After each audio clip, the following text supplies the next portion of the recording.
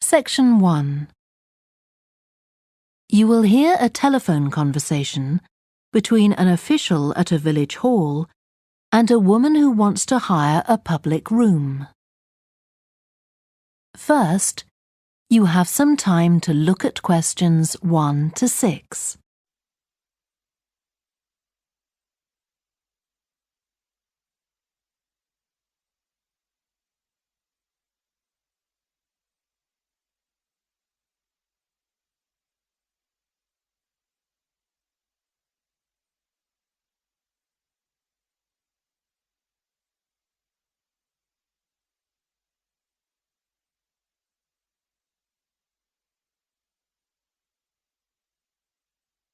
You will see that there is an example that has been done for you.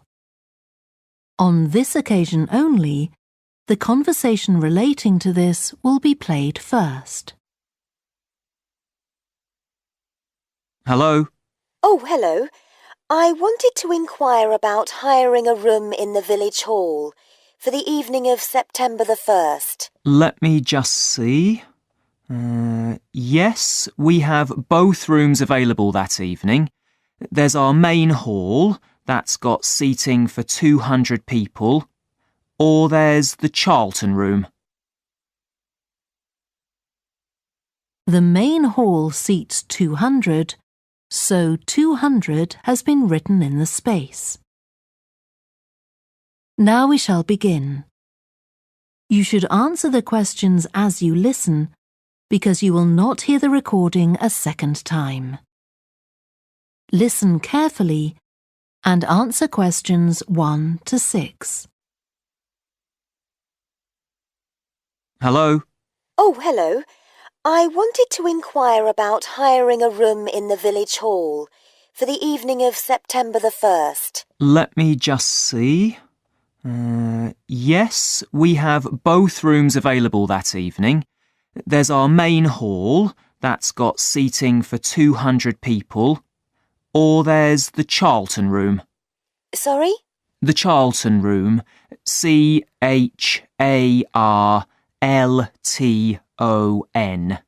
That's got seating for up to 100. Well, we're organising a dinner to raise money for a charity, and we're hoping for at least 150 people. So I think we'll go for the main hall. How much would that cost? Let's see. You wanted it for the evening of September the 1st? Yes, that's a Saturday. So from 6 p.m. to midnight, that'd be £115. That's the weekend price. It's £75 on weekdays. That's all right. And I have to tell you, there's also a deposit of £250, which is returnable, of course, as long as there's no damage. But we do insist that this is paid in cash. We don't take cards for that. You can pay the actual rent of the room however you like, though. Cash, credit card, cheque. Oh, well, I suppose that's okay. So, does the charge include use of tables and chairs and so on? Oh, yes. And what about parking? Yeah, that's all included. The only thing that isn't included is, you said you were organising a dinner? Yeah. Well, you'll have to pay extra for the kitchen if you want to use that. It's £25. It's got very good facilities, good quality cookers and fridges and so on. OK. Well, I suppose that's all right. We can cover the cost in our entry charges. Right, so I'll make a note of that. Now, there are just 1 or 2 things you need to think about before the event. For example, you'll have to see about getting a licence if you're planning to have any music during the meal. Oh, really? It's quite straightforward. I'll give you the details later on. And about a week or 10 days before your event, you'll need to contact the caretaker, that's Mr. Evans, to make the arrangements for entry. He'll sort that out with you. And do I give him the payment as well? No, you do that directly with me. Before you hear the rest of the conversation, you have some time to look at questions 7 to 10.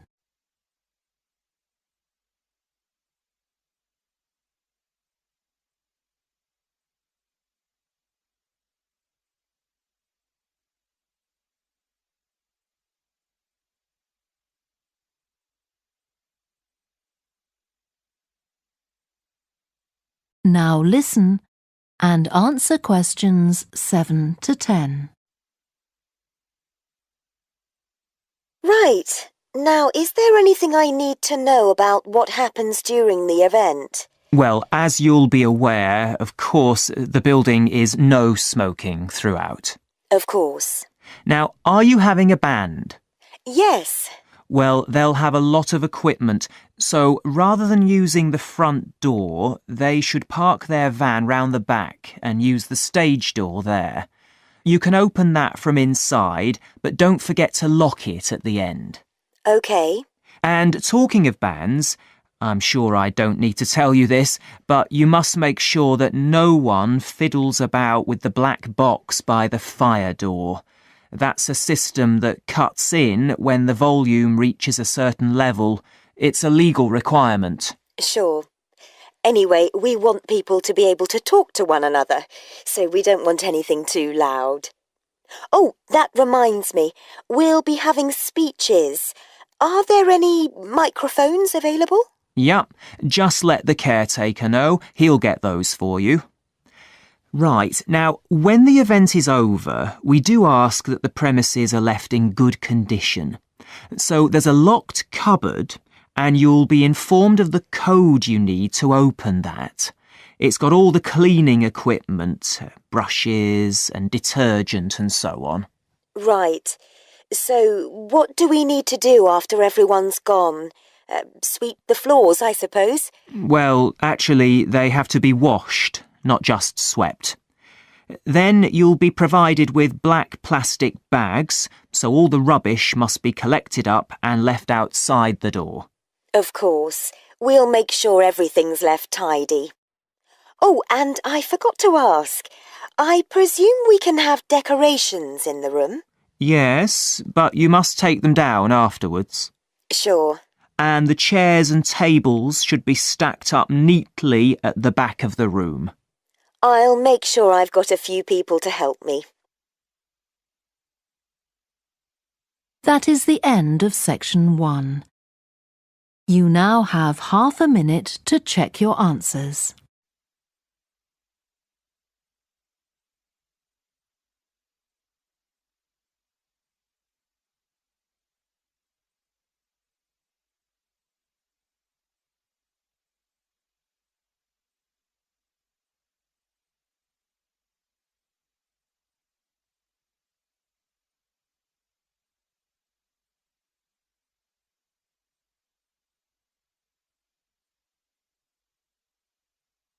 Now turn to section 2.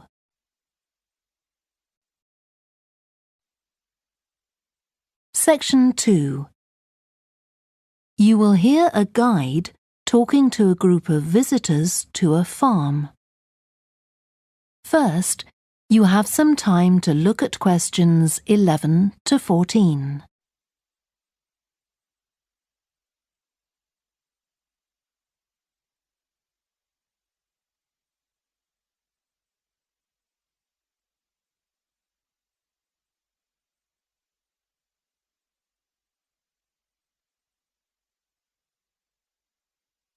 Listen carefully and answer questions 11 to 14.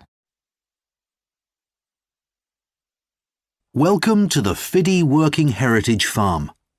This open-air museum gives you the experience of agriculture and rural life in the English countryside at the end of the 19th century.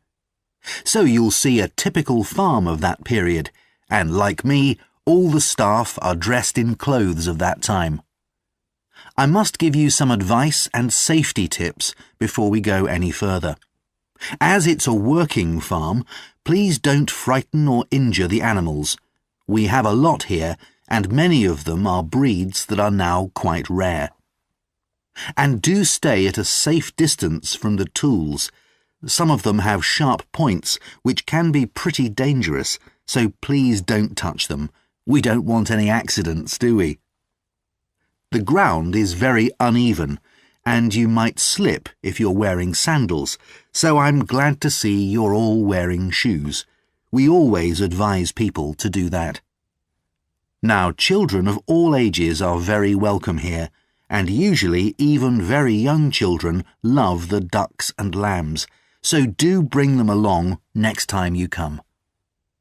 I don't think any of you have brought dogs with you, but in case you have, I'm afraid they'll have to stay in the car park unless they're guide dogs. I'm sure you'll understand that they could cause a lot of problems on a farm. Before you hear the rest of the talk, you have some time to look at questions 15 to 20.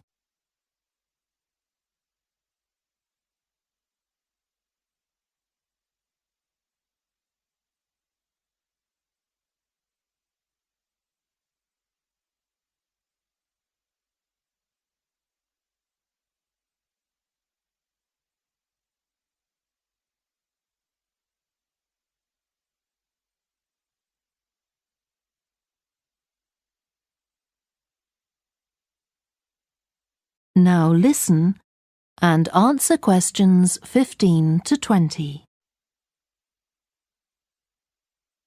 Now let me give you some idea of the layout of the farm. The building where you bought your tickets is the new barn immediately to your right, and we're now at the beginning of the main path to the farmland, and of course the car park is on your left. The scarecrow you can see in the car park in the corner beside the main path is a traditional figure for keeping the birds away from crops. But our scarecrow is a permanent sculpture. It's taller than a human being, so you can see it from quite a distance.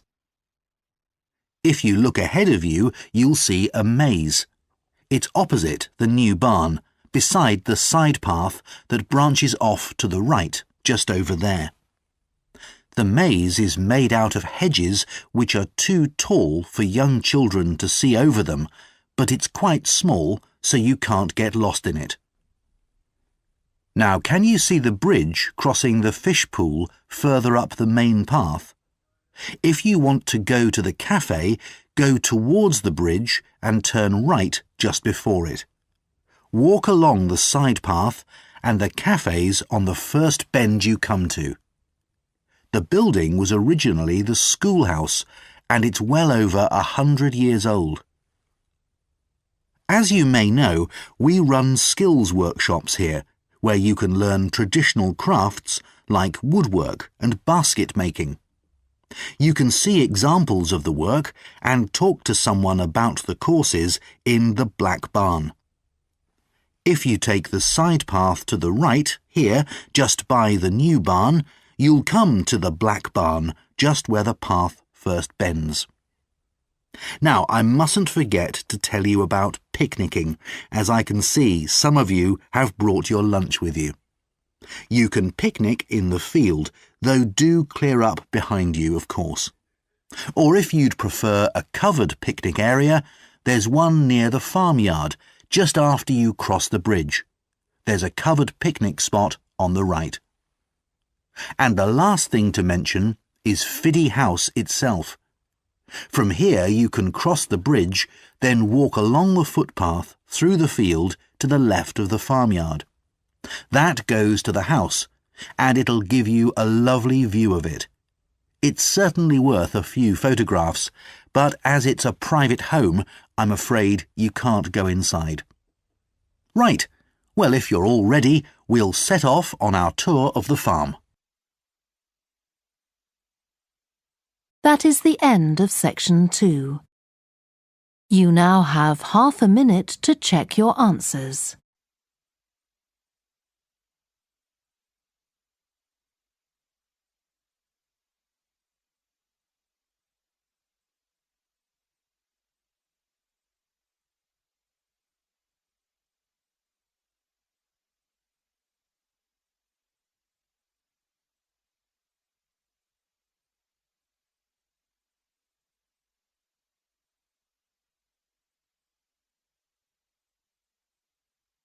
Now turn to section 3. Section 3. You will hear two psychology students called Lisa and Greg discussing a project they have to do. First, you have some time to look at questions 21 to 27.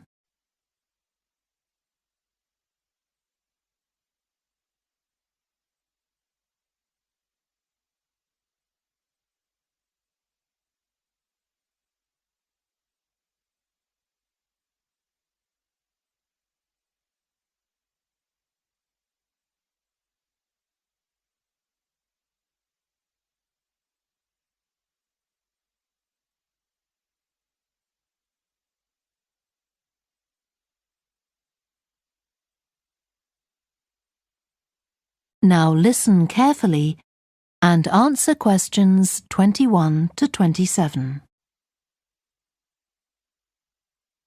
OK, Greg, so I finally managed to read the article you mentioned, the one about the study on gender in physics. About the study of college students done by Akira Miyake and his team. Yeah, I was interested that the researchers were actually a mix of psychologists and physicists. That's an unusual combination. Yeah, I got a little confused at first about which students the study was based on. They weren't actually majoring in physics, they were majoring in what's known as the STEM disciplines. That's science, technology, engineering and math. Yes, but they were all doing physics courses as part of their studies. That's correct. So, as I understood it, Miyake and co. started from the fact that women are underrepresented in introductory physics courses at college, and also that, on average, the women who do enrol on these courses perform more poorly than the men. No one really knows why this is the case. Yeah, but what the researchers wanted to find out was basically what they could do about the relatively low level of the women's results. But in order to find a solution, they needed to find out more about the nature of the problem. Right. Now, let's see if I can remember. It was that in the physics class, the female students thought the male students all assumed that women weren't any good at physics. Was that it? And they thought that the men expected them to get poor results in their tests. That's what the women thought, and that made them nervous, so they did get poor results. But actually, they were wrong. No one was making any assumptions about the female students at all.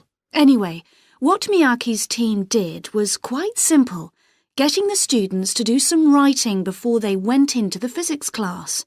What did they call it? Values affirmation. They had to write an essay focusing on things that were significant to them, not particularly to do with the subject they were studying, but more general things like music or people who mattered to them. Right. So the idea of doing the writing is that this gets the students thinking in a positive way. And putting these thoughts into words can relax them and help them overcome the psychological factors that lead to poor performance. Yeah. But what the researchers in the study hadn't expected was that this one activity raised the women's physics grades from the C to the B range. A huge change. Pity it wasn't to an A, but still. No, but it does suggest that the women were seriously underperforming beforehand in comparison with the men. Yes. Mind you, Miyake's article left out a lot of details, like did the students do the writing just once or several times? And had they been told why they were doing the writing? That might have affected the results. You mean if they know the researchers thought it might help them to improve, then they just try to fulfill that expectation? Exactly. Before you hear the rest of the discussion, you have some time to look at questions 28 to 30.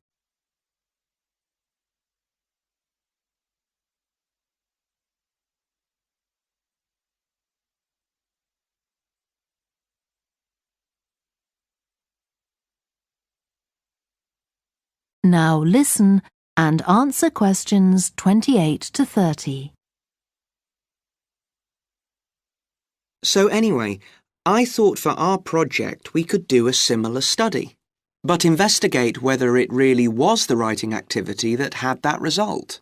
OK, so we could ask them to do a writing task about something completely different, something more factual, like a general knowledge topic.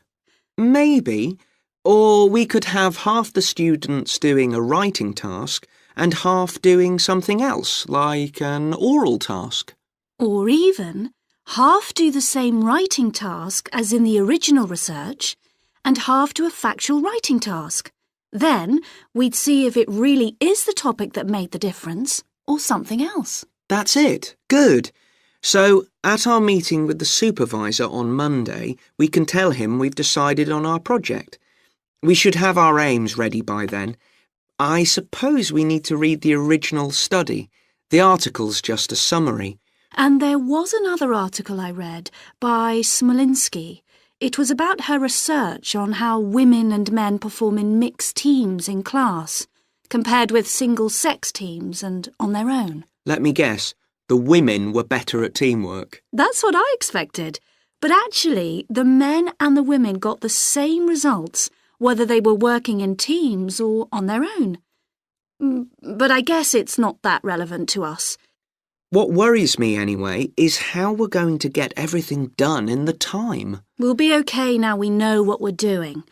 Though I'm not clear how we assess whether the students in our experiment actually make any progress or not. No, we may need some advice on that. The main thing's to make sure we have the right size sample, not too big or too small. That shouldn't be difficult. Right, what do we need to do next? We could have a look at the timetable for the science classes, or perhaps we should just make an appointment to see one of the science professors. That'd be better. Great. And we could even get to observe one of the classes. What for? Well, OK, maybe let's just go with your idea. Right, well, I think that's everything for now. That is the end of section 3. You now have half a minute to check your answers.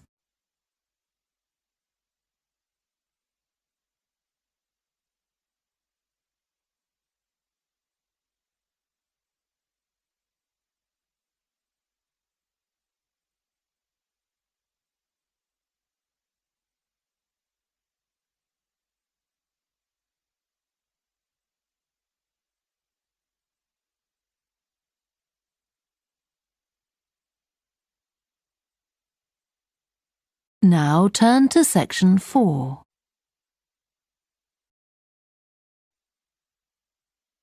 Section 4. You will hear part of a student presentation about the variety of different species that live in the world's oceans. First, you have some time to look at questions 31 to 40.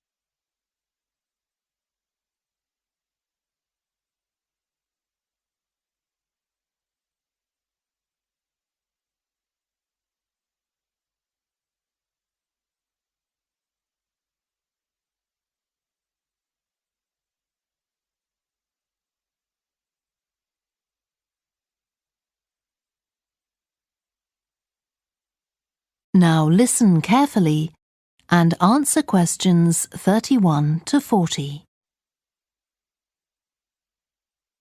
I've been looking at ocean biodiversity. That's the diversity of species that live in the world's oceans.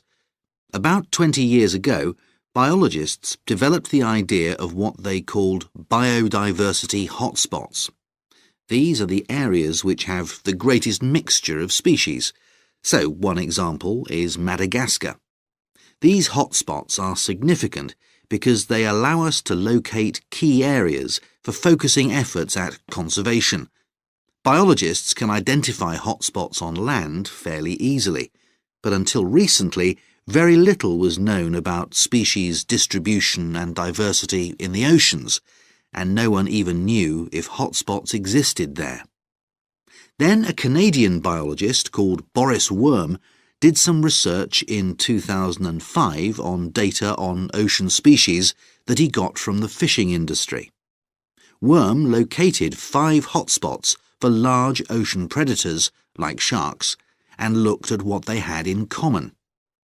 The main thing he'd expected to find was that they had very high concentrations of food, but to his surprise, that was only true for 4 of the hotspots. The remaining hotspot was quite badly off in that regard. But what he did find was that in all cases, the water at the surface of the ocean had relatively high temperatures, even when it was cool at greater depths. So, this seemed to be a factor in supporting a diverse range of these large predators. However, this wasn't enough on its own, because he also found that the water needed to have enough oxygen in it. So these 2 factors seemed necessary to support the high metabolic rate of these large fish. A couple of years later, in 2007, a researcher called Lisa Balance, who was working in California, also started looking for ocean hotspots, but not for fish. What she was interested in was marine mammals, things like seals. And she found 3 places in the oceans which were hotspots, and what these had in common was that these hotspots were all located at boundaries between ocean currents. And this seems to be the sort of place that has lots of the plankton that some of these species feed on. So now people who want to protect the species that are endangered need to get as much information as possible. For example, there's an international project called the Census of Marine Life. They've been surveying oceans all over the world, including the Arctic. One thing they found there, which stunned other researchers, was that there were large numbers of species which live below the ice, sometimes under a layer up to 20 meters thick. Some of these species had never been seen before. They've even found species of octopus living in these conditions. And other scientists working on the same project but researching very different habitats on the ocean floor have found large numbers of species congregating around volcanoes, attracted to them by the warmth and nutrients there.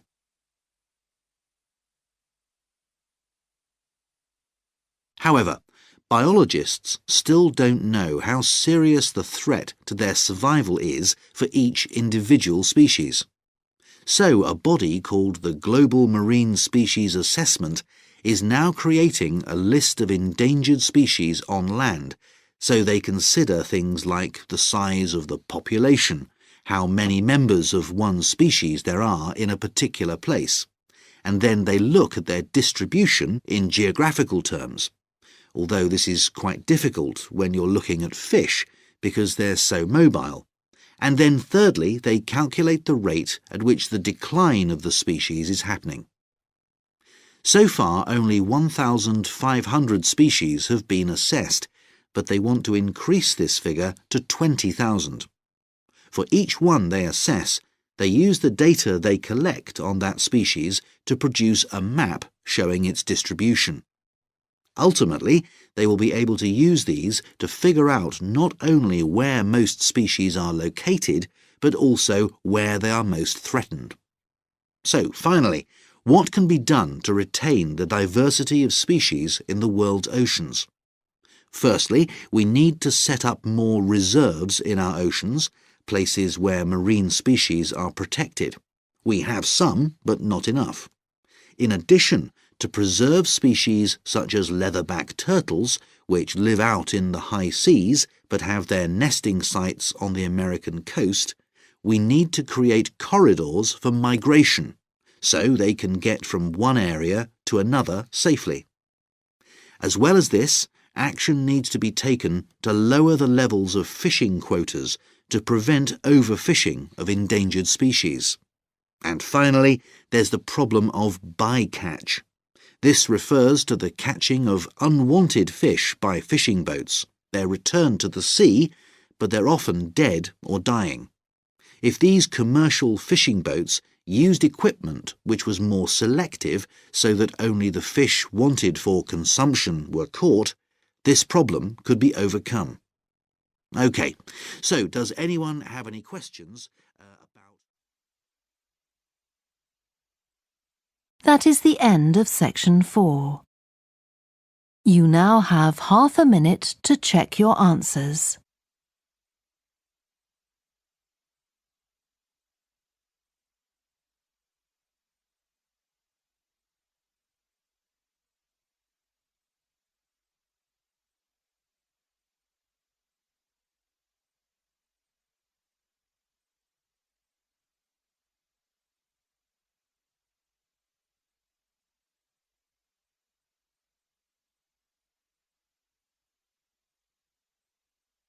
That is the end of the listening test.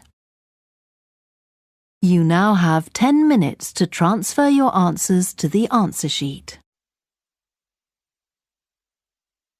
Please stop writing and wait for your question booklet to be collected.